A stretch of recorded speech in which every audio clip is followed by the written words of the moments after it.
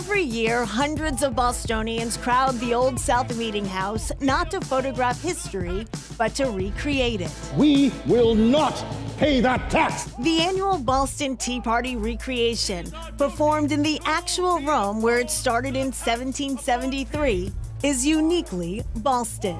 I think one of the great things about living in Boston is that we are a city that has always taken preserving its past seriously.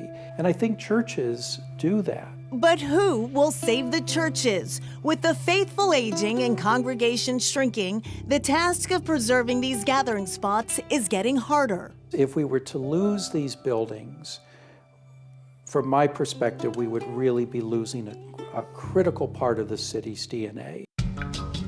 What is known today as St. James African Orthodox Church actually began as the Norwegian Evangelical Church. Kathy Kotaridis is Executive Director of Historic Boston, Inc. HBI is a nonprofit organization that redevelops historic buildings for new uses. HBI stepped in when members of this Highland Park community rallied around the church set for demolition.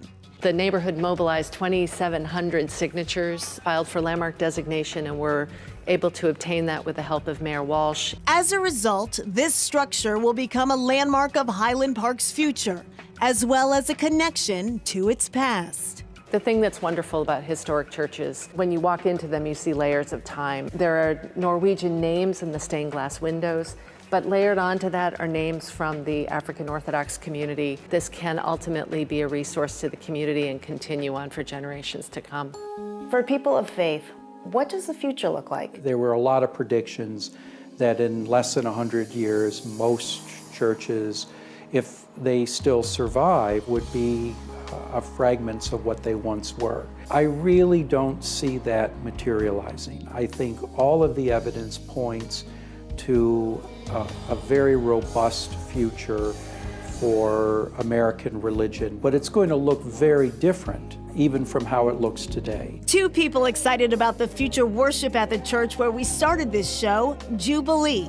Here, Pastor Will Bullock and his wife, Pastor Deborah Bullock, formerly Deborah Thompson, are preparing to open a brand new campus, extending the reach of New England's largest church. We're really doing this together, and we're excited to be a part of that legacy that my father laid, that my brother is continuing, and now we're continuing. The new location is apparently God and Chronicle approved. I turned on the TV and there was a Chronicle special on Worcester. And it said, "Why Worcester?" And I'm like, God, are you watching me right now? So that was a confirmation for me. Starting any new venture has risk, but these two believers are confident that a miracle is coming. I say this is the season of walking on water. All we can do is just trust him, and we know he's going to take care of the rest.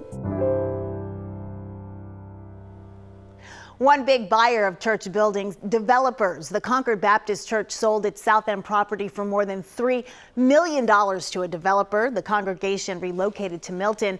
The former house of worship is now luxury apartments. One unit recently went on the market for $3.1 million. That's Chronicle. Thanks for joining us. I'm Shayna Seymour. We'll see you back here on Monday.